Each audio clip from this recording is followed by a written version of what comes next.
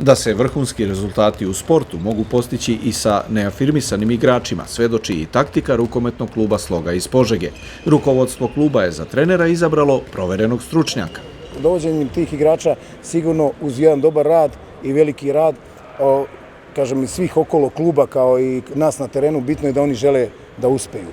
To je recept za uspeh, kako da pravimo rezultat, tako i rezultate tih mladih igrača. U timu su uglavnom igrači iz drugih gradova, međutim novac nije presudni faktor da se brane boje kluba.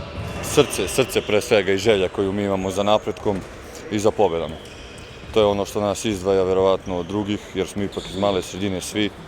Međutim, ulazak u najviši rang takmičenja zahteva i finansijsku podršku. Istorijski uspeh ujedinio je političke suparnike u opštinskom parlamentu. Svi odbornici su glasali da se rebalansom budžeta dodatna sredstva opredele rukometnom klubu zbog samog ranga takmičenja u kome se ekipa nalazi.